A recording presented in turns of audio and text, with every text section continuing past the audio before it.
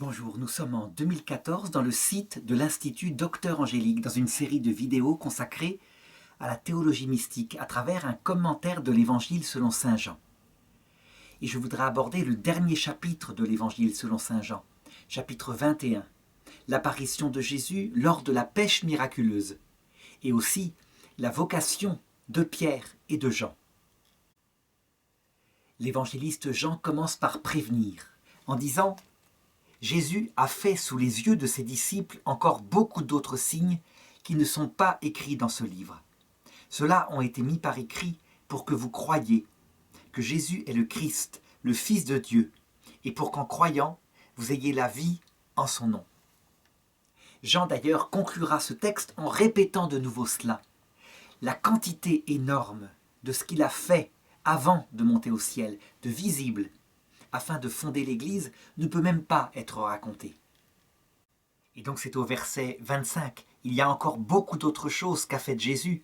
Si on les mettait par écrit une à une, je pense que le monde lui-même ne suffirait pas à contenir les livres qu'on en écrirait. Pourquoi ? Parce que finalement, au-delà de ce qu'il a fait, les signes, il les a fait pour chaque personne individuellement. Ça veut dire qu'en fait, le jugement général, qui est un jugement de discernement éternel, où chacun pourra voir tout sur tous, eh bien, il manifestera ces œuvres que Jésus a faites. Parce que chaque personne sur terre est pour lui une, individuellement. S'il l'épouse mystiquement dans l'éternité, à travers le don de la vision béatifique, Dieu n'est pas, entre guillemets, polygame. Elle est l'unique. Il n'y aurait eu qu'elle sur terre, il serait mort sur la croix pour elle. C'est une propriété qui vient de du fait qu'il est Dieu. La puissance de Dieu fait qu'il est capable d'aimer chaque personne comme l'unique et véritablement. Et pourtant, il y a des milliards de personnes, anges, hommes, etc. Alors évidemment, ce que Jean va raconter ici, dans ce dernier texte de son évangile, c'est l'Esprit Saint qui lui a inspiré, et donc ça a un sens très profond. Et d'abord un sens littéral qu'il faut aborder, pour ne pas en rester là. Tout ce que fait Jésus, c'est réalisé littéralement.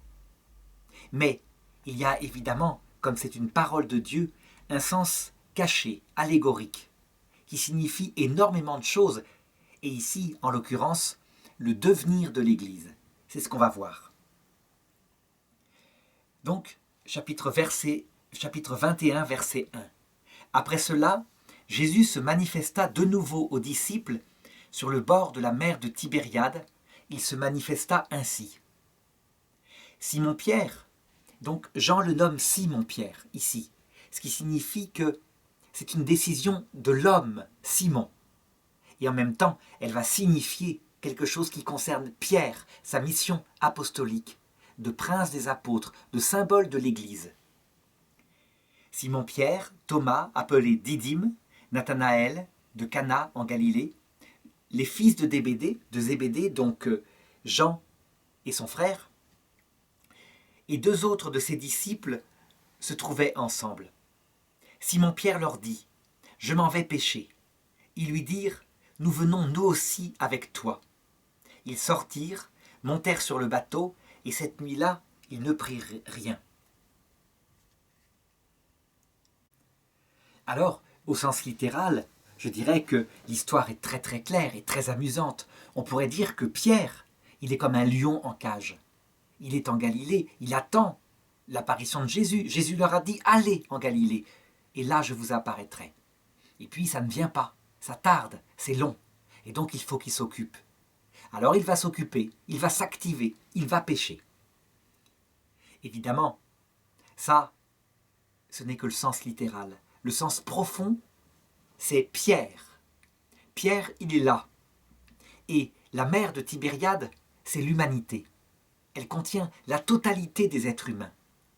Et puis, il se dit, je vais travailler à la vigne du Seigneur, je vais combattre pour lui, je m'en vais pêcher. Je m'en vais annoncer l'évangile, je m'en vais chercher des personnes pour leur annoncer ce qui s'est passé avec Jésus. Et les autres apôtres, à sa suite, ils le font aussi. Et toute la nuit, ils ne prennent rien. Qu'est-ce que ça signifie? Ça signifie qu'il arrivera de longues périodes dans l'histoire de l'Église où les hommes travailleront au royaume de Dieu et pas de fruits. Comment ça se fait? Eh bien, parce que les fruits ne viennent que de l'Esprit Saint. On peut dire, Jésus le dit dans un autre évangile, rappelez-vous, vous êtes des serviteurs quelconques, et même on peut traduire des serviteurs inutiles. Si Dieu le voulait, il pourrait faire de ces pierres des enfants à Abraham.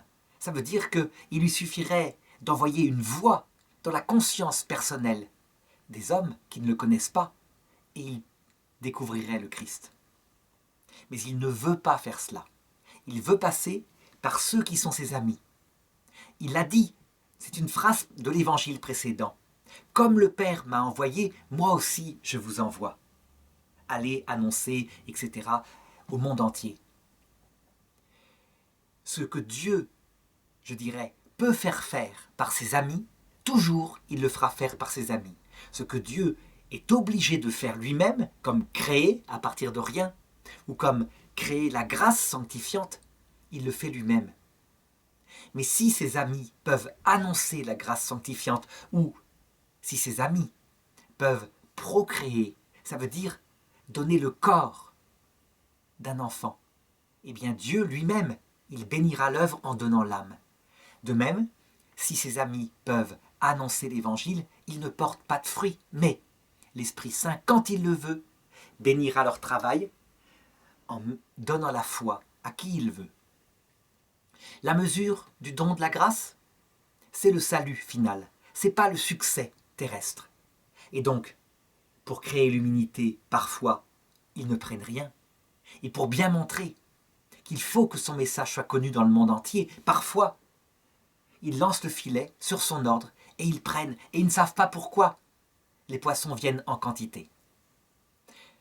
Alors, maintenant, est-ce que Pierre a bien fait de partir pêcher sans ordre du Seigneur? La réponse est oui. C'est leur travail. On pourrait dire que c'est la même mission qu'annonçait Sainte Bernadette de Lourdes après avoir vu la Sainte Vierge quand elle l'envoie annoncer ce qu'elle a demandé. Elle dit « Moi j'ai été chargée de vous le dire, pas de vous faire croire. » On a une autre analogie à travers la vie de Jeanne d'Arc. Jeanne d'Arc, elle prend l'épée. Elle développe une conviction pour le futur roi de France pour qu'il lève une armée, qu'il aille attaquer les Anglais. Et elle dit, nous combattons, et c'est Dieu qui donne la victoire quand il le veut. Jeanne d'Arc le réalise dans les armes terrestres, et évidemment pour signifier ce qui se passe selon l'esprit, exactement comme ici.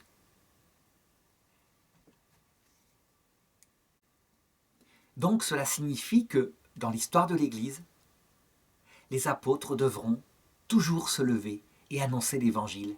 Et parfois, le pape devra rappeler, le successeur de Pierre devra rappeler cette mission du Seigneur, annoncer l'Évangile. L'annoncer sans chercher des résultats, sans s'effrayer s'il n'y en a pas. Le Seigneur les donnera au moment qu'il le veut. Et c'est ce que le verset 4 va raconter. Or, le matin déjà venu, donc après avoir péché toute la nuit, Jésus se tint sur le rivage. Pourtant, les disciples ne savaient pas que c'était Jésus. Donc toujours la même chose, ils reconnaissent qu'ils ne le reconnaissent pas. Depuis qu'il est ressuscité, ils ne reconnaissent pas sa silhouette, son visage. Ils le disent très sincèrement. C'est un fait. Ils le reconnaissent à ses œuvres, à ses gestes comme l'Eucharistie, ou ici, ce qu'il va faire. En fait, sa biologie ne compte plus. Ils reconnaissent sa pensée, son âme, son Esprit Saint, l'Esprit de Jésus, finalement. Alors, si ce n'était pas vrai, si les apôtres avaient inventé, les exégètes diraient, bien ils auraient dit tout de suite, on a vu sa silhouette et on l'a reconnu, c'était lui. Non, ils témoignent de ce qu'ils ont vécu. Ils ne cherchent pas à convaincre eux non plus. Et donc, exégétiquement, c'est un signe que ce qu'ils racontent est vrai. Jésus leur dit, « Les enfants, vous n'avez pas de poisson ?»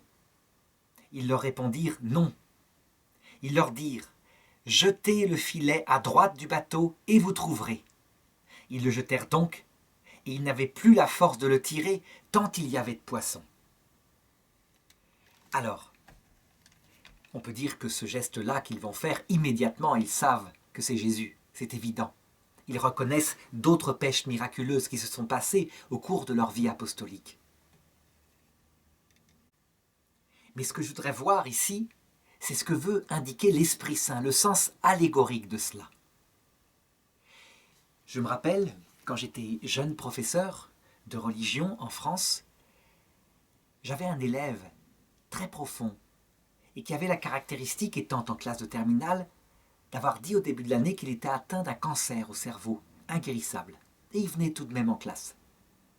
Et je me rappelle que, à travers un cours sur les voies d'accès par la raison à l'existence d'un créateur, il avait été convaincu intellectuellement, logiquement, il faut une cause aux merveilles qu'on voit dans le monde. Et puis, il venait me trouver en me disant « Mais moi, j'aimerais plus que cela. D'après ce que vous dites, il y a possibilité d'un contact avec Dieu, véritable. » Et donc, tout naïf, je lui avais dit « Eh bien, c'est très simple, ce soir, dans ta chambre, tu demandes. Tu lui dis « Donne-moi un signe, donne-moi la foi, maintenant, pour que je puisse vivre mon passage éventuellement de l'autre côté avec ta présence. » Eh bien, jusqu'à la fin de sa vie, jusqu'à l'hôpital où il est mort, il me disait « Mais je n'ai pas la foi, je n'ai rien reçu, il n'y a pas eu de signe, il n'y a pas eu de sensation de présence, tout ce que vous m'avez dit, il n'y a pas eu. » Et moi, bouleversé, j'étais allé voir un moine de l'abbaye bénédictine de Solesmes, en lui demandant « Mais quand Jésus dit « Celui qui frappe, on lui ouvrira », eh bien, visiblement, il n'a pas ouvert. Et ce moine m'a donné la solution. Dieu ouvre toujours, mais quand il le veut, quand c'est le moment. Et peut-être que pour lui, ce garçon, le moment ne devait pas venir maintenant. Parce que grâce à cela, il connaissait quelques doutes, quelques angoisses qui peut-être l'ont préparé pour aller directement dans la vision béatifique et ne pas avoir à apprendre certaines choses dans les purgatoires qui suivent cette vie. Nous aurons la réponse de l'autre côté. Par contre, ce qui est certain, et là ce qui est un dogme de l'Église, une définition rappelée par Vatican II et qui est textuellement dans l'Écriture, mais que saint Thomas d'Aquin ignorait. Gaudium et Spes 22.5. Nous devons tenir que Dieu propose son salut à tout homme. C'est évident, il le propose et il le proposera. Ce n'est pas forcément tout de suite. On a des textes dans les Écritures qui montrent que ce n'est pas forcément tout de suite. Par exemple, quand Jésus dit « Les hommes des générations précédentes auraient voulu voir un seul des jours du Fils de l'homme et ne l'ont pas vu. » Ils ont donc demandé à voir le Messie. Il suffit de se souvenir de Job, qui supplie une réponse de Dieu et qui va jusqu'à affirmer « Je sais que mon Rédempteur est vivant et que un jour de mes yeux je le verrai. » Et il ne l'a pas vu avant l'heure de sa mort. De même, quand on voit saint Paul qui part pour évangéliser l'Asie, et l'Esprit Saint l'en empêche.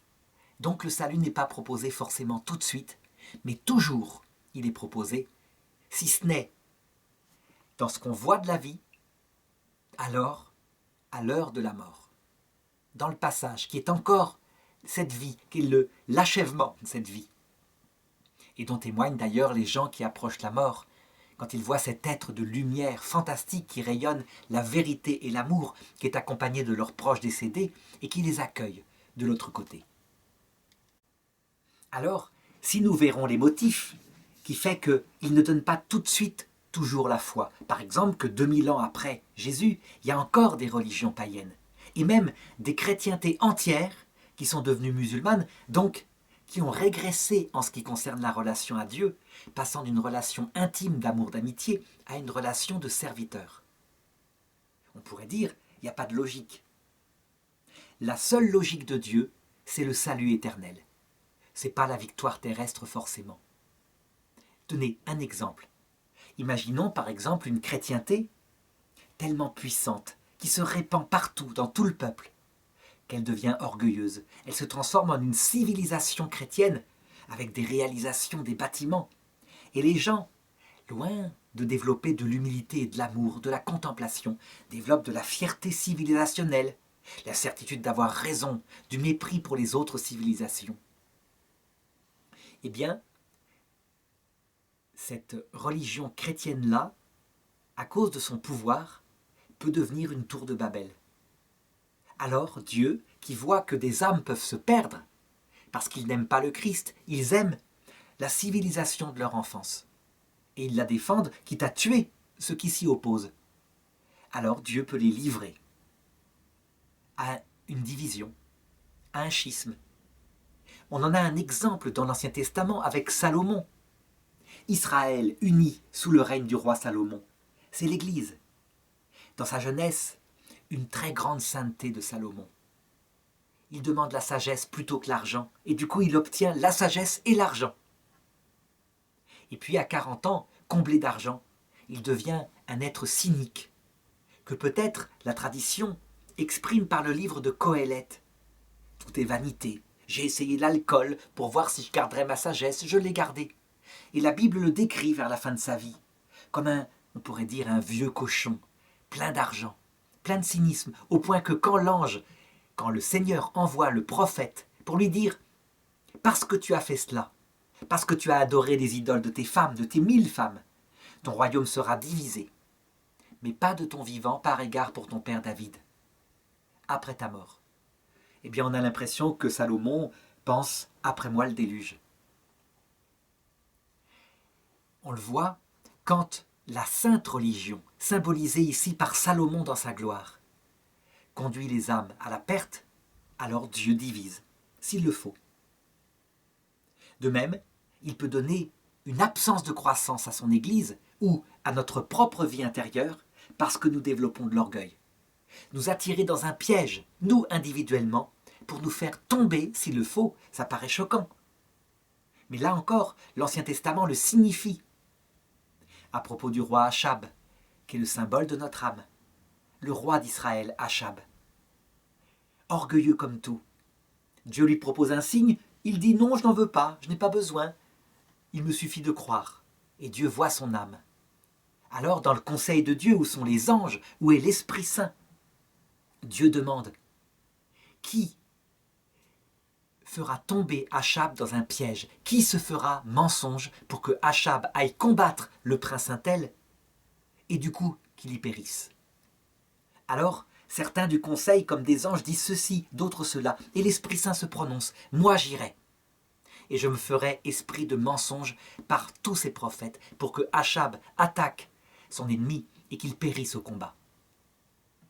Nous savons maintenant que si Dieu tend un piège à l'orgueilleux, c'est pas pour le perdre définitivement, c'est pour que tombant et découvrant sa misère, comme le dit la Vierge Marie, il renverse les puissants de leur trône, ils puissent être relevés, humbles et être sauvés pour l'éternité. Et bien voilà, ils ont péché toute la nuit, ils n'ont rien pris, ils découvrent que sans le Seigneur ils ne peuvent rien faire. Ils vont devoir pécher bientôt et ils feront des miracles en quantité. Ils prendront des milliers de personnes, ils fonderont l'Église. L'ombre de Saint-Pierre guérira des malades et les gens se convertiront. Pour ne pas qu'ils s'enorgueillissent, ils découvrent que cette croissance ne vient pas d'eux, elle vient du Seigneur. Et donc Jésus leur dit, lancez le filet à droite de la barque et vous verrez. Alors, on pourrait appliquer cela à ce qui se passe depuis 50 ans dans l'Église occidentale d'Europe, je dirais même du Canada, etc. L'Église catholique, apostasie. Des bataillons entiers de gens quittent l'Église pour se tourner vers l'humanisme athée, perdent la foi, se détournent même, on dirait, comme dit le pape François, qu'ils n'ont plus soif de Dieu. C'est étonnant, comment expliquer ça? Et en réalité, en même temps, ils développent de profondes angoisses, les psychiatres se multiplient, le sens de la vie disparaît, les suicides augmentent. Donc détestation, on pourrait dire, du christianisme, qui leur est présenté que sous une image défavorable, profondes angoisses. Pourquoi cela? Eh bien, sans doute parce que l'Europe, non pas seulement à partir de mai 68, mais depuis 2 siècles, à travers ses élites, s'est donnée successivement à toutes sortes d'idoles, les a adorées comme le roi Salomon. Le capitalisme pur, à partir de 1830, l'argent qui fera le bonheur de tout le monde, et qui crée la misère sociale, catastrophique, au point que le pape Léon XIII doit intervenir pour réclamer des syndicats ouvriers. C'est l'encyclique Rerum Novarum. Ensuite, le communisme, ça sort d'Europe pour réagir à cette horreur qu'est le capitalisme. Et on exalte pareil l'argent, mais à travers un autre système économique. Pas une seule fois on parle de Dieu, c'est l'opium du peuple, pas une seule fois de la famille. Uniquement la possession des biens de production, comme des fourmis, et ça donnera le bonheur à l'homme. C'est une idole. Ça fait 100 millions de morts dans le monde. Ça vient de l'Europe. Et puis, comme c'est matériel, que les peuples ont soif de quelque chose de plus sacré, alors à un moment donné, en Europe, on se donne une nouvelle idole grandiose, la patrie. Et au nom de la patrie, exaltée, parce que la nôtre est la plus grande, nous sommes civilisés, nous au moins, pas comme ces sauvages, on conquiert le monde, on y donne nos valeurs. Et ça se termine dans la guerre 14, où chacune de ces nations orgueilleuses ne pense qu'à une chose, détruire le barbare qui est en face. Idole.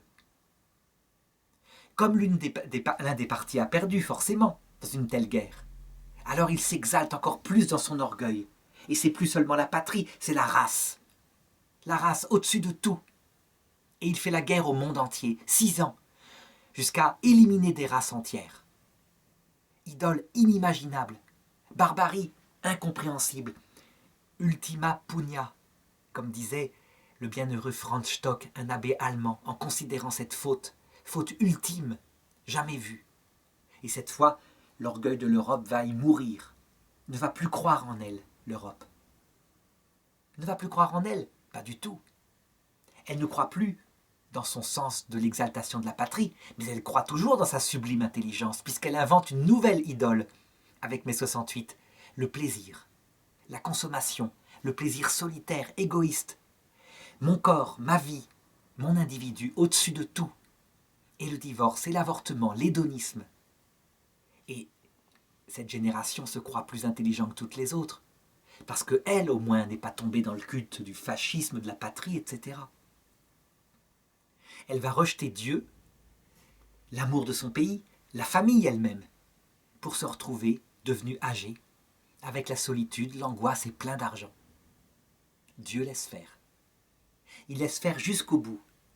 Et ce n'est pas pour perdre ces gens-là, c'est pour que, ayant bu la coupe de leur péché jusqu'au bout, étant accueillis par un Christ qui se fait leur avocat, qui leur donne des excuses à l'heure de la mort, ils puissent se repentir, être sauvés et aimer beaucoup, tant il y a de pardon de la part du Christ. Évidemment, ça ne peut pas durer. Trop d'angoisse. Et donc, à un moment donné, si l'Europe connaît vraiment cette fois une espèce de recherche humble d'un sauveur, de nouveau, dans les nouvelles générations, et ça vient peut-être, on voit les jeunes qui recherchent de nouveau la famille, au moins cette valeur-là est sûre, l'amour fidèle comme on peut, dans leur faiblesse, et donc peut-être un sens profond par Dieu. Alors, dans une jeunesse angoissée qui n'a plus l'eau vive, parce que les générations suivantes l'ont gaspillée, donc il ne fallait pas leur donner. Tout d'un coup, Jésus peut dire à ses apôtres, lance le filet à droite de la barque, et alors une civilisation entière, une génération entière, retournée à la foi, au Christ, d'un coup, sans compréhension, sans que les gens, les analystes sociologues puissent comprendre. Oh, ils analyseront ça en termes de besoins de racines, de besoins, je dirais, sociologiques, de retrouver ce qui a fait les ancêtres. Mais c'est beaucoup plus profond que ça. Quand il y a une soif de Dieu, c'est parce que seul le Christ donne l'eau vive, qui nourrit les cœurs et éteint l'angoisse quand on ne le connaît pas. Et bien voilà ce que signifie ce texte, c'est quand Dieu veut. Donc surtout ne pas désespérer. C'est parce qu'il le veut, pour le salut du plus grand nombre. C'est pourquoi l'attitude, par exemple, de la fraternité sacerdotale Saint-Pédis qui pense que la ruine de l'Occident, de l'Europe, vient du Concile Vatican II, sans voir que la cause, c'est l'idolâtrie d'avant, que Vatican II a légèrement bougé les structures et que du coup, toute l'apparence vermoulue s'est écroulée. Eh bien, il se trompe, ça ne vient pas de Vatican II. Certes, une génération a détourné Vatican II, lui a donné un sens qu'il n'avait pas. Mais pas les papes. Les papes, eux, ont interprété comme il fallait Vatican II. Donc dans la tempête, ils se disent « Les papes ont failli, l'Église s'est donnée à Satan avec Vatican II ». Pas du tout. L'Esprit Saint peut, quand il le veut, retirer sa croissance et la redonner au moment où il veut, ne serait-ce que parce que dans la souffrance, eh bien, l'Église catholique a progressé en humilité. Alors le texte de Saint Jean continue. Le disciple que Jésus aimait dit alors à Pierre. C'est lui qui le dit à Pierre parce qu'il est le plus contemplatif. Tout de suite, avant le magistère que représente Pierre, il comprend. Si ce renouveau vient, ce n'est pas sociologique, c'est l'Esprit Saint. Et donc il dit à Pierre, c'est le Seigneur. À ces mots, c'est le Seigneur, Simon-Pierre mit son vêtement, car il était nu, et il se jeta à l'eau. On peut dire que là encore, c'est le geste de l'homme. C'est étonnant. Il met son vêtement pour jeter à l'eau. Ça indique tout ce qu'il est. Il est passionné, il a besoin de s'occuper pour ne pas penser. C'est pas un contemplatif, c'est un homme simple. Et lui, il doit affronter Jésus. D'abord, il veut l'affronter avec respect, donc en étant habillé. Et deuxièmement, il a son péché, son triple reniement. Il ne veut pas l'affronter nu, avec son péché à vif devant son Seigneur. Il cache son péché. Il ne va pas en parler, il ne va pas l'aborder, et c'est Jésus qui va l'aborder. Alors ça, c'est le sens littéral. Et maintenant, le sens allégorique profond, ça signifie que lorsque, périodiquement, au cours de l'Église, alors que tout semblait perdu, et c'est arrivé de nombreuses fois, la crise arienne, où tous les chrétiens ont failli devenir des gens qui considéraient le Christ comme un homme, comme un ange fait homme à la rigueur, mais pas comme Dieu.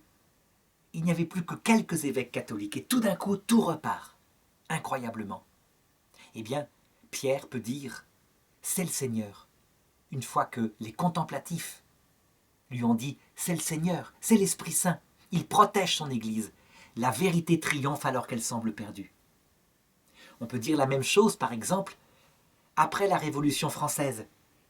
Quand les campagnes françaises sont déchristianisées, des millions d'hommes sont morts avec les guerres napoléoniennes. Et tout d'un coup, il y a une restauration, peu importe, donc elle est politique, mais surtout, la paix revient. Et il y a un renouveau de la foi, incroyable, absolu, à partir de 1830 justement, au point que ça lancera dans le monde entier, à partir de la France, de la Wallonie, du Canada, etc., le plus grand mouvement d'évangélisation du monde entier. L'Asie, l'Afrique, l'Océanie, les Inuits, etc. On n'a jamais vu ça. Et bien de la même façon, les contemplatifs peuvent dire « c'est le Seigneur ». C'est venu de la misère de l'Église, la crise qui durait depuis donc presque 50 ans, et le renouveau venant du sang des martyrs. Eh bien, ça sera exactement la même chose lorsque le Seigneur décidera que la crise de mai 68, qui dure depuis 50 ans, nous sommes en 2014, se terminera. Les analystes, comme je le disais, diront « c'est sociologique, il y a une explication », ils chercheront. Et les contemplatifs sauront « c'est le Seigneur ». Ce renouveau, c'est le Seigneur. Marthe Robin annonçait de son vivant un renouveau surprenant, rapide, brutal. Eh bien, lorsqu'il arrivera, et il sera produit par Vatican II et les papes qui ont suivi, Paul VI, qui est un martyr, qui a souffert du pire de la crise, les fumées de Satan dans l'Église, Jean-Paul II, qui a redonné l'espoir, la joie d'être sauvé, Benoît XVI, qui a restructuré la théologie, qui a cassé l'ancienne division entre liturgie Pie V, liturgie Vatican II, pour autoriser les deux. Mais celle qui était l'officielle, c'était la liturgie de Vatican II, donc qui a montré que ça venait de l'Esprit Saint. Le pape François, le pape de la pastorale, qui se tourne vers les autres avec bonté et charité. Tous ces papes-là qui appliquent Vatican II, eh bien, on pourra dire que le renouveau, il vient de l'Esprit Saint. Et alors, ceux qui pendant toutes les années d'apostasie apparente doutaient en disant « l'Esprit Saint n'est pas dans l'Église depuis Vatican II », se retourneront vers l'Église en s'habillant, en cachant leurs doutes. Ils n'en parleront plus. Parce que, évidemment, on n'ose pas Avouez que dans la tempête, on a été un homme de peu de foi. Au verset 8, les autres disciples qui n'étaient pas loin de la terre, mais à environ 200 coudées,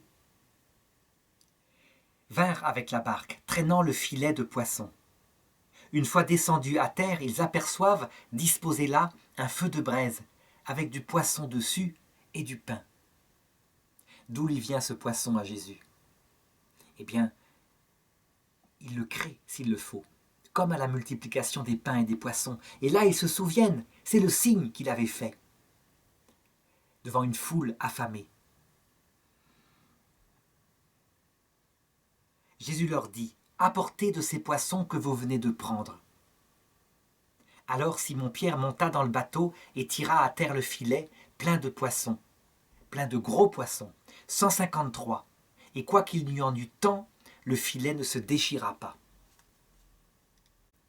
Alors qu'est-ce que signifie ce texte? D'abord le fait que Jésus a déjà du poisson, donc il n'a pas besoin de leur pêche. Montre une fois de plus que nous sommes des serviteurs quelconques. Et donc il ne faut pas s'inquiéter quand on ne porte pas de fruits. Dieu façonne le cœur des apôtres dans l'humilité. Il peut pécher lui-même. Mais ça signifie aussi qu'il veut pécher par son Église. Et lui, il a peut-être 2-3 poissons sur son feu. Pierre va ramener 153 poissons. Des œuvres plus grandes que ce que j'ai fait, avait dit Jésus. Vous ferez plus grand que ce que j'ai fait. À vous en stupéfier. C'est ça que ça signifie. Que signifie aussi allégoriquement le fait que le filet ne se déchire pas, malgré tout d'un coup cette foison de poissons? Eh bien je dirais que quand le Seigneur décide le renouveau, il sait que les temps sont prêts. On manque parfois d'apôtres, comme dit la prière, prions le maître de la moisson, parce que les apôtres sont peu nombreux, les ouvriers sont peu nombreux, et la moisson est abondante. En fait, il y a toujours assez d'ouvriers pour la moisson que veut le Seigneur. Par exemple, actuellement en Europe, les prêtres disparaissent, forcément, puisque la foi s'écroule. Eh bien, en fonction des fidèles qui vont à la messe, il y a assez de prêtres. Et d'autre part, l'Afrique, qui a été évangélisée il y a un siècle, envoie maintenant la reconnaissance, à savoir ces enfants qui deviennent prêtres, des jeunes prêtres dans les paroisses, et qui travaillent humblement, souvent méprisés par les populations chrétiennes occidentales, mais ils font leur travail de prêtres.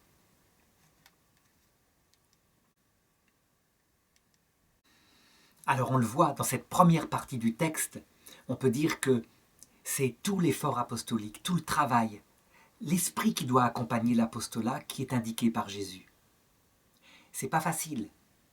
Les jeunes apôtres, lorsqu'ils sont ordonnés prêtres par exemple, ou lorsqu'ils démarrent dans leur vie apostolique, s'imaginent toujours que avec eux, ça va déménager, que eux, avec leur prédication, ça va vraiment porter des fruits. En général, pour former leur cœur vraiment à l'apostolat, au début, il n'y a pas de fruits. Et quelques-uns se découragent et même s'en vont. C'est un tort. Quelquefois, il peut arriver qu'il n'y ait pas de fruits du tout de toute leur vie, lorsque par exemple c'est en période de désert, la nuit, où il a fallu pécher, et puis ils meurent. De l'autre côté, ils verront les fruits. Rien n'est perdu. Si le Seigneur ne veut pas qu'ils portent des fruits maintenant, c'est pour mieux porter des fruits à l'heure de la mort, à l'heure où le Christ apparaîtra accompagné de ces apôtres-là à ceux qui arriveront. Le temps de désert prépare le temps de la soif, prépare le temps où l'eau est donnée, c'est évident. Et parfois, tout d'un coup, les fruits sont donnés. Quand ils sont donnés sur terre, c'est source de joie. Mais c'est source aussi de danger pour l'apôtre. Quand il porte beaucoup de fruits parce qu'il a un charisme, il peut s'enorgueillir. La vie des apôtres le montrera. Et donc, au début, comblé de tous les charismes, il y a même à un moment donné Saint Pierre qui est en prison et un ange vient ouvrir les portes de la prison la nuit. Il y a de quoi devenir fou d'orgueil, de quoi se dire « je suis Superman » parce que les anges m'aident. Pour éviter cela, Jésus a voulu qu'il tombe 3 fois. Il sait déjà ce qu'il vaut, mais en fait, il oubliera. L'orgueil repousse toujours.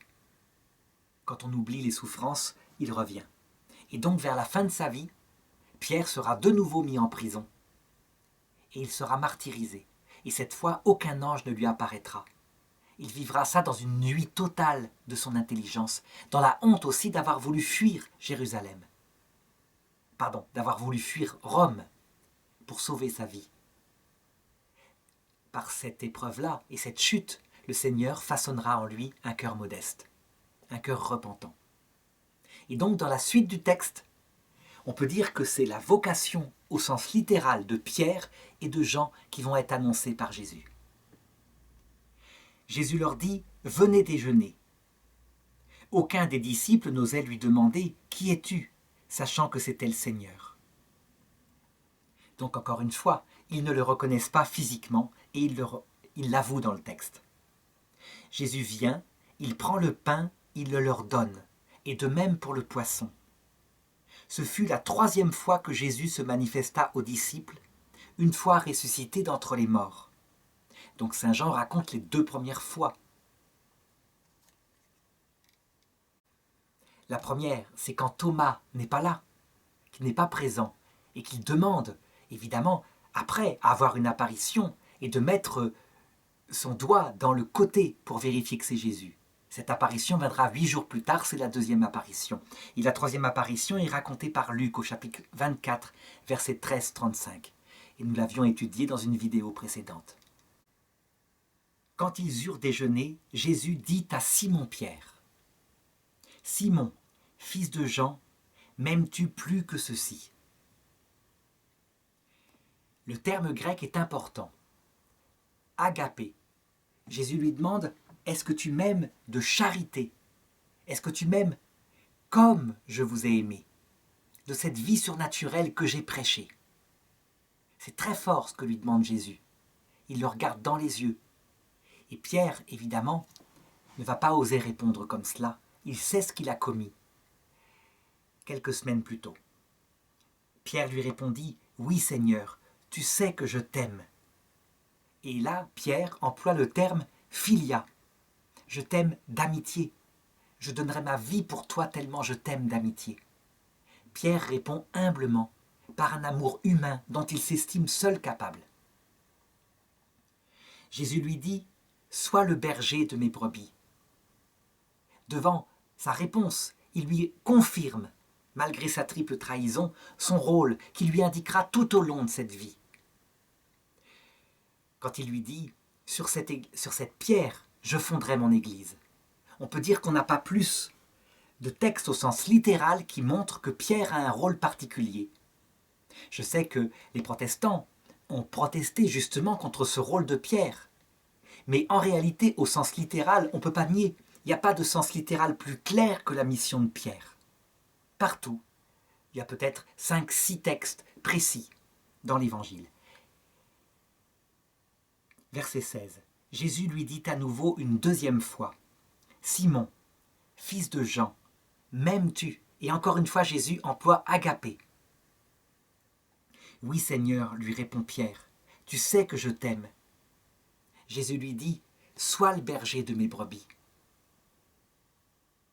Il lui dit pour la 3e fois, « Simon, fils de Jean, m'aimes-tu » Pierre fut peiné de ce qu'il lui est dit pour la 3e fois, « M'aimes-tu » Et il lui répondit, « Seigneur, tu sais tout, tu sais bien que je t'aime. » Jésus lui dit, « Sois le berger de mes brebis. » Ce qui est bouleversant dans le texte grec, c'est que cette 3e fois, Jésus emploie le terme « philia », amitié, humaine. On peut dire que Jésus, qui voit Pierre, qui n'arrive pas à se remettre de sa triple trahison et qui en souffre, d'autant plus que Jésus lui demande 3 fois ce qui fait référence aux 3 reniements, eh bien Jésus se met à son niveau. Il accepte de le prendre là où il est. Jésus l'aime d'amitié humaine. Il est incapable, il le reconnaît lui-même, Pierre, de l'aimer comme Jésus l'a aimé. On peut dire même que c'est voulu par Jésus que Pierre n'ose pas dire qu'il l'aime d'agapé. Tout simplement parce que on ne peut jamais savoir si on aime Jésus comme il faudrait l'aimer. Et donc Pierre le sait. Il est vrai, il est humble. Et du coup, fondé sur cette humilité, il peut devenir le prince des apôtres, l'apôtre sur lequel l'Église est fondée, celui qui reçoit un charisme particulier, à savoir confirmer ses frères dans la foi, leur dire ce qui est vrai, leur dire ce qui est faux, les diriger pastoralement. Parce qu'ici, il y a une deuxième fonction qui ne concerne pas que l'enseignement. Sois le berger de mes brebis.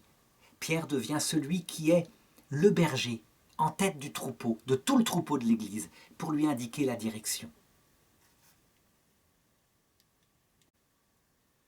On peut dire que Pierre, devant ce pouvoir exorbitant que lui donne Jésus, retiendra en partie la leçon. Dans la suite, dans les Actes des Apôtres, on voit que Pierre ne se met pas en avant. Ce sont surtout les autres qui le mettent en avant. Et Pierre, qui est conscient de son indignité, se verra attribuer une aide à travers un homme intelligent, cultivé, qui là a des qualités humaines, à savoir Paul. Et Paul, même, n'hésitera pas parfois à reprendre Pierre quand il retombera dans ses lâchetés.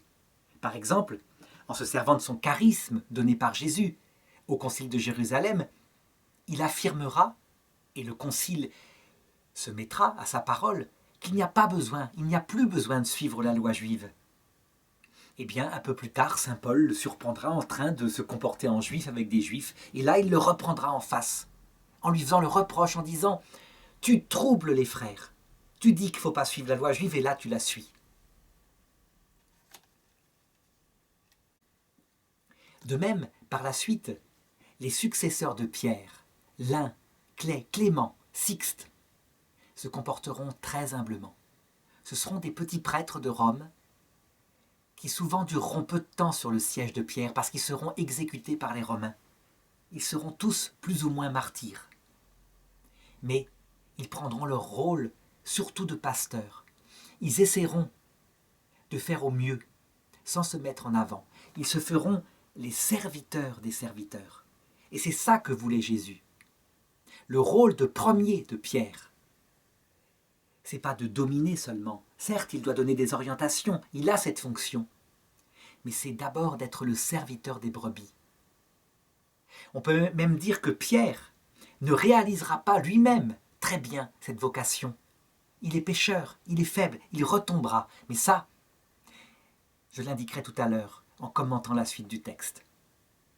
Ce n'est que plus tard, disons au Moyen-Âge, quand l'Église commencera à méditer sur les paroles de l'Évangile, sur cette promesse donnée à Pierre, Satan a demandé à te passer au crible comme froment. Mais moi j'ai prié pour toi, dit Jésus à Pierre, pour que ta foi ne défaille pas. Quand tu seras revenu de ta trahison, donc Jésus n'indique pas qu'il ne va pas pécher, au contraire, quand tu seras revenu de ta trahison, confirme tes frères dans la foi. Donc, visiblement, en réfléchissant, l'Église se dira, il y a quelque chose qui est attribué à Pierre, à lui personnellement. Et Satan n'obtiendra pas le pouvoir de le battre. En regardant toute l'histoire de l'Église, les papes, on s'apercevra que les papes ont été pécheurs. Il y a eu des assassins, il y a eu toutes sortes de choses. Mais il y a une chose qui jamais se produira. Il y aura des papes qui, personnellement, dans leurs écrits, seront hérétiques. Ça arrivera. Mais une chose se produira jamais.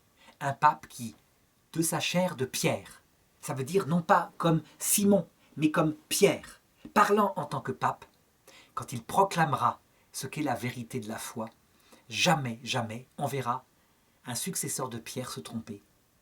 Sur tous les autres sièges apostoliques, Antioche, Jérusalem, après il y aura Byzance, des grands hérétiques se lèveront, qui failliront détruire l'Église. Jamais sur Rome. Et donc à force de réfléchir, pour se demander qu'est-ce qu'il y a de particulier en Pierre, eh bien l'Église se dira, c'est un pauvre pécheur, il peut être personnellement dans l'hérésie, ça peut arriver, ou dans l'erreur. Mais quand il est pape, de sa fonction de pape, un charisme le revêt, quoi qu'il fasse, exactement comme Caïphe lorsqu'il dit cette parole contre son cœur. Il vaut mieux qu'un homme meure plutôt que tout le peuple. Et saint Jean commente, charisme d'infaillibilité. Lui, Caïphe, il a voulu dire une bêtise, quelque chose d'humain, mais c'était la parole de Dieu qui passait par sa bouche, et c'est indépendamment de sa sainteté. Donc voilà, paix mes brebis, sois le berger de mes brebis, ça, il le fera comme il peut. Il n'y a pas d'infaillibilité chez Pierre. Il se trompe. Il fait des erreurs, comme on le verra tout à l'heure. Mais par contre, confirme mes frères dans la foi. Charisme venant non pas de lui, mais du Christ, de l'Esprit Saint, indépendamment de ce que seront Pierre et puis ses successeurs.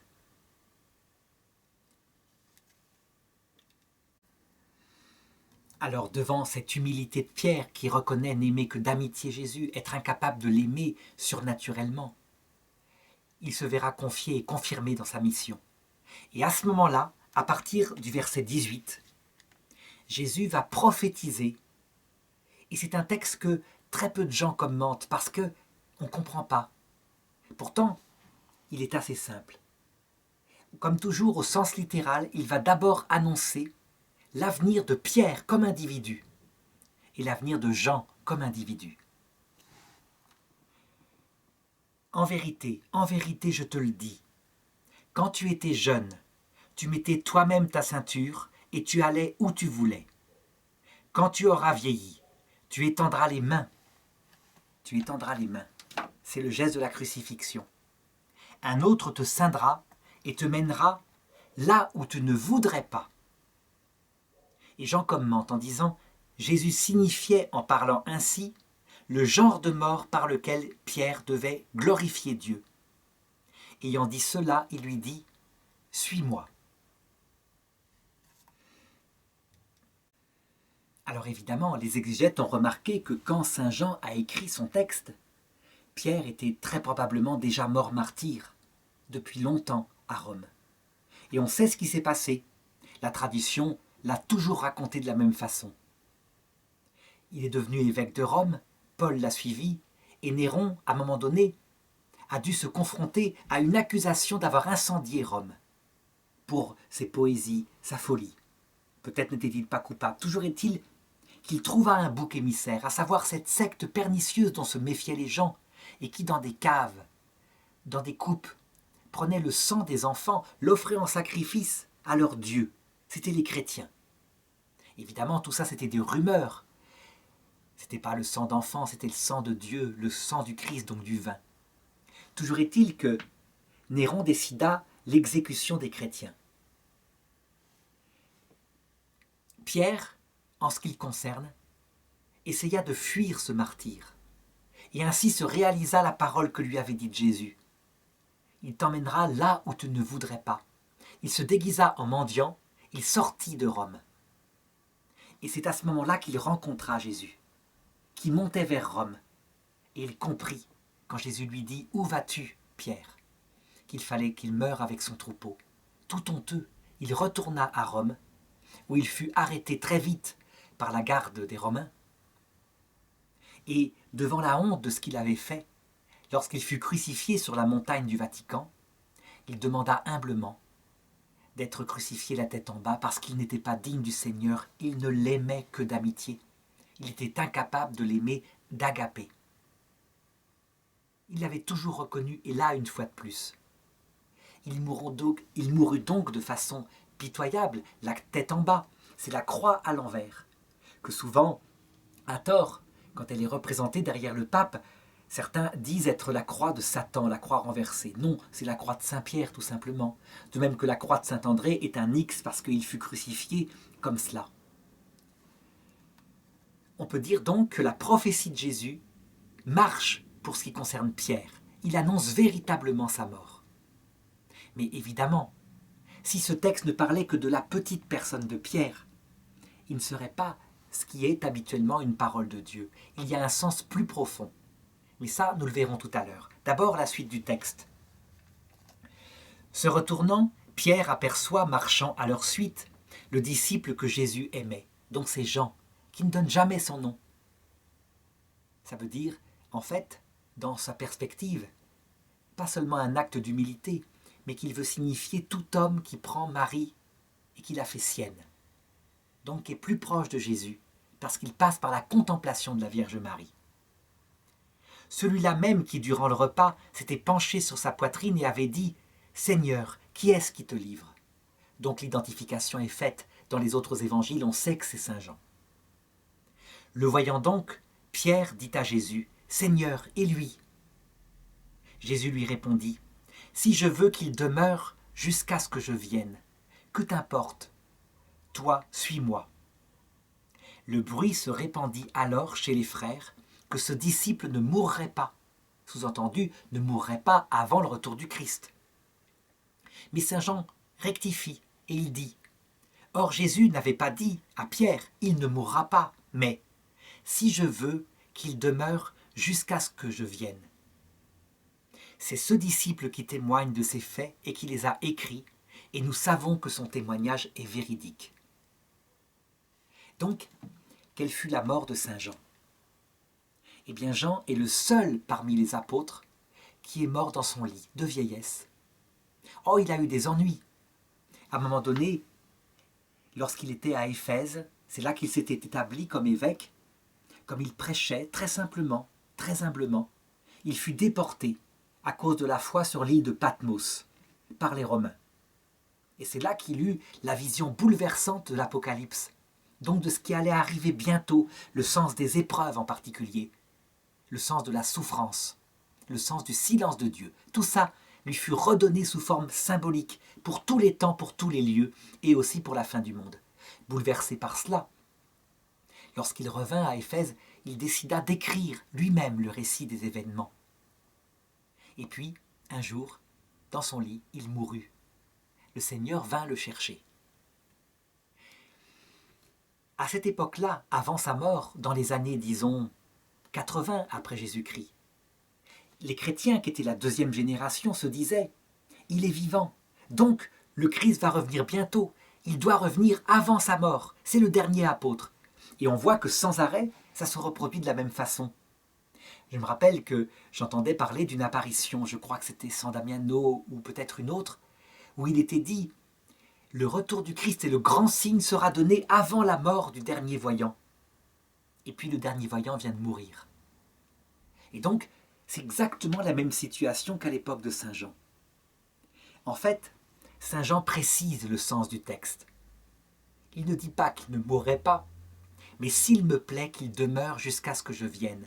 Ce qui sous-entend que, un jour, alors qu'il était dans sa chambre, Jean s'est réveillé et le Seigneur était là, accompagné des autres apôtres, qui tous étaient déjà morts, dans la lumière, et la Vierge Marie, rayonnante. Et là, il comprit que c'était l'heure. Donc il se leva, il sortit de son corps, et il les accompagna dans l'autre monde. On peut dire qu'il ne mourut pas martyr, mais que c'est Jésus lui-même qui vint le chercher. Voilà le sens littéral de ce texte. Évidemment, encore une fois, s'il s'adresse juste à Jean sur son destin individuel, eh bien, ce texte serait parole humaine et serait périmé. Donc il faut chercher quel est le sens allégorique de ce texte. Alors, je vais, comme d'habitude, les décliner à travers le sens moral et puis le sens eschatologique. Le sens moral, il est clair. Pierre, qui est la hiérarchie instituée par Jésus, le chef des apôtres, il est celui qui sera ensuite le pape. Pierre symbolise l'Église visible, les décrets de l'autorité liés au sacrement de l'ordre. Cette Église visible, elle est appelée à mourir. Elle est un serviteur. Au sens moral, elle est le serviteur des serviteurs de Dieu. Elle est au service de la sainteté des fidèles. Arrivé de l'autre côté, le pape n'est plus pape. Il est un fidèle comme les autres du Christ. Un mouton parmi ses moutons. Mais tant qu'il est sur terre, il représente le Christ comme cela. Et il doit toujours se souvenir qu'il faut qu'il diminue pour que le Christ grandisse dans les fidèles. Au sens profond du terme, ça signifie que la sainteté du cœur, qui est symbolisée par Jean, le disciple que Jésus aimait, qui s'est reposé sur la poitrine du Seigneur, donc qui a entendu son cœur, qui a pris la Vierge Marie chez lui, donc qui a écouté la Vierge Marie, qui a imité la Vierge Marie. Ce disciple-là, c'est lui qui compte. C'est lui qui compte. C'est la sainteté. C'est tous les petits chrétiens, les femmes, les hommes, qui doivent augmenter leur charité, qui, eux, demeureront pour l'éternité. Donc le service, l'ordre sacerdotal, disparaîtra. Il mourra, au sens moral, parce qu'il est un instrument, un outil. Et ce qui demeurera à jamais, dit saint Paul, c'est la charité. Tout disparaîtra, même le texte de l'Évangile disparaîtra. On n'en aura plus besoin quand on sera face au Christ. Eh bien, le sacerdoce disparaîtra, l'Eucharistie elle-même disparaîtra dans l'autre monde. Tout cela, c'est au service de la croissance de la charité chez ce qui est symbolisé par Jean. Ça veut dire la sainteté des fidèles, mais aussi du pape en tant qu'il est infidèle. Ça, c'est le sens moral. Maintenant, un sens allégorique, je dirais, mais qui rejoint aussi le sens eschatologique.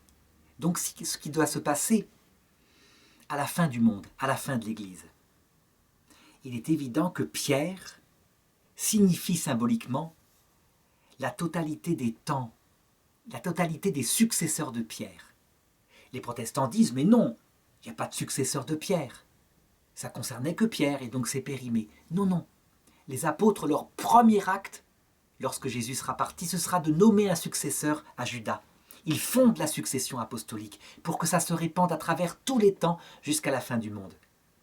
Pierre, donc, symbolise l'Église visible, hiérarchique, la totalité du magistère, les papes qui se sont succédés, les évêques, les archevêques, les prêtres. Tout cet instrument hiérarchique fondé par Jésus, au service des fidèles. Cette Église, elle est visible. Elle s'établit dans un culte extérieur, l'Eucharistie, les sacrements. Quand Jésus dit, il indiquait par quel genre de mort Pierre devait glorifier Dieu, il annonce donc ici, de manière cachée, mais en clair, que l'Église visible, hiérarchique, un jour, subira un martyre. Mais on peut dire que, dans les prophéties que donne Jésus, c'est toute l'histoire de la papauté qui est aussi décrite. Quand tu étais jeune, tu mettais toi-même ta ceinture et tu allais là où tu voulais. Eh bien, je crois que Jésus décrit les 1500 ans, disons à partir de l'édit de Milan, jusqu'à la chute des États du Vatican, où les papes font ce qu'ils veulent. Ils dirigent presque le monde. À un moment donné, c'est un tel pouvoir que un pape peut excommunier un roi et le roi perd son pouvoir. Ou alors il faut qu'il vienne à Rome, la corde au cou, en vêtements de pénitence pour demander la levée de son excommunication. Un pouvoir extraordinaire donné à Pierre, qu'on a vu au cours de l'histoire de l'Église. Tu allais où tu voulais. À ce moment-là, avec ce grand pouvoir, qu'est-ce qu'ont fait les papes? Eh bien, ils ont dirigé l'Église avec leur façon humaine de faire, à savoir éventuellement une police de la pensée, des tribunaux pour juger ceux qui sont hérétiques.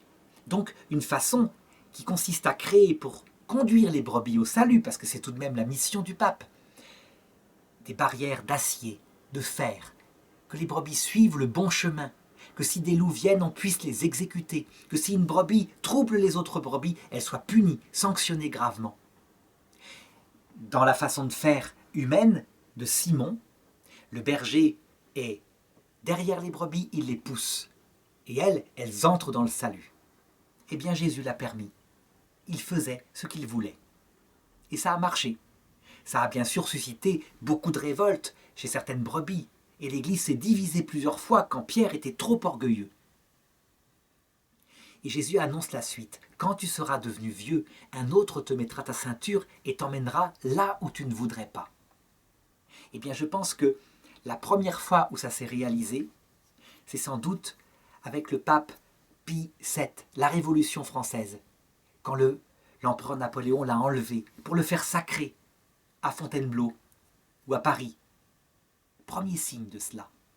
Et puis, moins de 80 ans plus tard, en 1870 exactement, la perte des États du Vatican. Le pape Pie IX en est tellement triste, tellement en colère, qu'il décide de s'enfermer au Vatican, de se décréter prisonnier. Il ne veut pas de cela. Il est emmené là où il ne voudrait pas.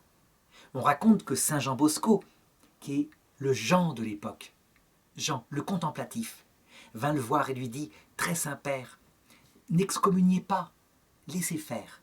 Ça vient de l'Esprit Saint. Et qui lui montrait la parole. Il t'emmènera là où tu ne voudrais pas. Le pape Pie IX ne céda jamais. Il s'enferma au Vatican. Eh bien, c'est le pape suivant, Léon XIII, qui lui céda. Il fut bien obligé. Et donc, il accepta même des gouvernements antichrétiens. Il fallait faire avec. Et puis, d'étape en étape, au XXe siècle, avec le bouleversante découverte de ce que pouvaient faire des nations chrétiennes, les horreurs de la guerre 14, etc. L'Église décida d'entrer résolument dans une autre façon de conduire le troupeau et d'imiter Jésus-Christ. Avec la grande révolte de certains qui ne comprenaient pas parce qu'elle n'avait jamais pratiqué cela. Si, elle l'avait pratiqué. À l'époque des martyrs, au début de l'Empire romain, les fameux Lin, Clay, Clément, Sixte, qui étaient des pauvres papes, qui ne faisaient pas de théologie, qui menaient le troupeau comme ils le pouvaient aux martyrs. Eh bien, l'Église décida résolument de ne plus utiliser trop la force contraignante de l'excommunication, de bannir les tribunaux qui jugent de la foi, de simplement dire la vérité, d'être le bon berger qui marche devant les brebis et les brebis écoutent sa voix et elles suivent le bon berger parce que sa voix, comme disait Jésus, parle à leur cœur. Et à ce moment-là, certains se révoltèrent en disant « Mais cette nouvelle pastorale fait que plein de brebis se perdent. Il y a des mauvais bergers qui les séduisent et elles les suivent. » Eh bien, les papes décidèrent de continuer cette pastorale qui était celle de Jésus. Et on voit, ils y furent conduire alors qu'ils ne le voulaient pas. Seulement le texte va plus loin. Saint Jean dit « Il indiquait ainsi par quel genre de mort Pierre devait glorifier Dieu. » Eh bien, on peut prophétiser facilement, en suivant ce texte, que ce chemin continuera et qu'il mènera un jour la papauté à un martyre final. D'ailleurs, je dirais que la Vierge Marie, lors de ses grandes apparitions comme Fatima, eh bien, elle l'annonce en clair. Je me rappelle qu'en l'an 2000, le pape Jean-Paul II finit par publier le 3e secret de Fatima. Certains s'attendaient à un secret terrible avec une 3e guerre mondiale, des Russes, etc. Et pas du tout. C'était un secret très curieux qui raconte comment un homme en blanc monte une montagne. Il est accompagné de prêtres, d'évêques et de fidèles. Et tout d'un coup, des ennemis se mettent à lui tirer dessus avec des arcs, avec des fusils. Et lui arrive au sommet de cette montagne où est une croix. Et c'est là qu'il est tué. Et des anges arrivent et ils récoltent son sang dans un vase d'or pour le porter au Seigneur. Il indiquait par quel genre de mort Pierre devait glorifier Dieu. Alors attention, le fait que la vision de Fatima indique qu'ils utilisent des arcs, ça veut dire qu'il ne faut pas prendre ça au sens matériel. Ce n'est pas comme ça que ça se passera. Ça se passera d'une façon que Dieu veut, mais visiblement un martyre réel, une disparition du sacerdoce. Comme dit Jésus, le sacrifice perpétuel sera terminé. Donc l'Eucharistie, ce qui symbolise que si l'Eucharistie est terminée, c'est qu'il n'y a plus de prêtre. On a vu déjà ces choses-là se réaliser ponctuellement, par exemple dans l'Union soviétique de Staline. Plus de messe, nulle part. Eh bien, apparemment, ça se réalisera de la même façon, mais de niveau mondial, vers la fin du monde, au temps d'un dernier antéchrist puissant, celui qui interdira les religions qui parlent de Dieu et de l'humilité. Alors, ce qui est étonnant, c'est que le cardinal Ratzinger, lorsqu'il commenta ce texte, donc le 3e secret de Fatima, il le commenta, lui qui devint le pape Benoît XVI, en disant « C'est déjà réalisé, il ne faut pas prendre ce texte-là comme ça, au sens d'une prophétie, ça s'est réalisé lors de l'attentat contre Jean-Paul II. Un autre te mettra ta ceinture et t'emmènera là où tu ne voudrais pas. » On peut dire qu'en disant cela, le futur pape Benoît XVI réalisait une fois de plus la prophétie. Les papes renâcleront de tout leur pauvre cœur, mais pas d'un cœur orgueilleux, à ce martyre final, comme Pierre lorsqu'il prit ce déguisement de mendiant pour fuir sa charge, et que Jésus le remit sur la voie de sa charge. Et c'est ainsi que Pierre obtint un cœur tout humble, et que son sacrifice fut reçu par Dieu, parce que Dieu reçoit le sacrifice des humbles. Et bien de la même façon, la papauté, avec des épreuves terribles, sera de plus en plus modeste, humble, de plus en plus dans sa mission, disant comme elle le peut la parole de Dieu, mais la disant jusqu'au bout, fuyant le martyre personnel et menée par le Christ à ce martyre final. Voilà ce que ça signifie. Alors ensuite, il y a Jean. Donc, s'il me plaît qu'il demeure jusqu'à ce que je vienne, que t'importe. Il y a dans l'Écriture une question qui est posée par Jésus à un moment donné. Est-ce que le Fils de l'homme, lorsqu'il reviendra sur terre, est-ce qu'il trouvera la foi sur terre? Eh bien, je crois qu'on a la réponse ici. Oui, il la trouvera. S'il me plaît qu'il demeure jusqu'à ce que je vienne, Jean symbolise l'Église qui a pris Marie dans son cœur, qui l'a fait sienne, qui a imité la Vierge Marie, qui a imité son comportement à la croix. Et donc on a l'annonce prophétique ici que lorsque viendra le dernier Antéchrist, qui fera disparaître la catholicité, au point qu'il ne restera plus que les cadavres sur les places, ça veut dire les beaux bâtiments du jadis, devenus des beaux musées, mais retirés du culte. Il y aura toujours, jusqu'à la fin, jusqu'au retour du Christ, des âmes qui sauront ce qu'il passe, exactement comme la Vierge Marie l'a su à la croix et n'a jamais douté. Combien seront-elles? À la croix, il n'y avait qu'une seule personne, c'est la Vierge Marie. Tous ceux qui étaient avec elle, Marie, femme de Clopas, Marie-Madeleine, Jean, étaient là, mais en s'appuyant sur elle, ne croyaient que parce qu'elle disait qu'elle croyait. De la même façon, lors du martyre final, lorsque tout semblera fini, je dirais que tous ceux qui, comme les apôtres, croiront que l'Église doit évangéliser le monde entier de manière visible, et c'est comme ça que ça prouvera sa vérité, ne tiendront pas. Ils s'enfuiront, ils seront cachés quelque part, ils auront perdu la foi. Exactement comme, on peut dire, Monseigneur Lefebvre l'a perdu dans les grands moments de souffrance finalement. Il n'a pas cru que l'Esprit Saint était dans Vatican II. Ils perdront la foi. Et ça se réalise une première fois dans ce XXe siècle, par ces symboles-là. Il ne demeurera que ceux qui ont imité la Vierge Marie. Je dirais qu'on a des signes fantastiques de la mise en place peu à peu de cette grande prophétie. Les apparitions de la Vierge qui commencent en 1830 avec la rue du Bac et le signe donné sur une médaille, le signe, je dirais, des 12 étoiles. Et je vais mettre ici une petite image de la médaille miraculeuse pour que chacun s'en souvienne, ceux qui ne la connaissent pas. Eh bien, je crois que, à partir de cette apparition de 1830 et de tous ces symboles si significatifs sur la médaille, comme ce M qui porte la croix pour signifier que seuls ceux qui seront portés par Marie, comme dans ses bras, tiendront dans l'épreuve de la croix finale de l'Église.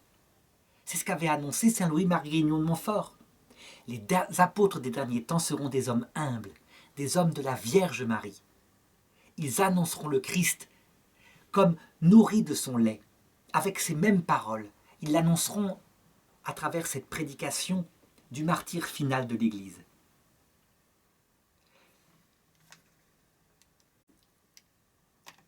Il y a une petite bienheureuse, une stigmatisée appelée Luisa Picaretta, qui affirmait dans ses apparitions, donc au début du XXe siècle, que cette Église de Marie serait ultimement portée par une petite Vierge, une nouvelle Sainte Vierge, Immaculée Conception, une nouvelle Vierge Marie qui serait totalement ignorée du monde, comme la Vierge Marie l'a été à l'époque de Jésus, pour être découverte par l'Esprit Saint beaucoup plus tard. C'est possible, ça ne nous est pas révélé, mais si elle le dit, c'est peut-être vrai. C'est peut-être aussi un sens symbolique, c'est peut-être ce petit groupe de derniers fidèles, surtout principalement sans doute des femmes, parce que les femmes ont ce sens que la victoire peut passer quelquefois par la défaite, et très peu d'hommes. Toujours est-il que c'est quelque chose de magnifique, et face à cette petite église tout humble, qui est un peu comme en Union soviétique, les petites grand-mères qui disaient leur chapelet, eh bien, devant cette humilité de cette dernière église catholique, le Christ ne résistera pas, et il reviendra dans sa gloire. Ça se passera exactement comme l'a vécu Saint Jean. Tout simplement, tout tendrement, tout d'un coup, le ciel s'ouvrira et le Christ apparaîtra dans sa gloire au monde entier d'un seul coup et à chacun individuellement, avec le ciel et chacun les apparitions qui correspondront à son cœur, exactement comme s'il était mort. Mais cette dernière génération sera dispensée de mourir, dit saint Paul.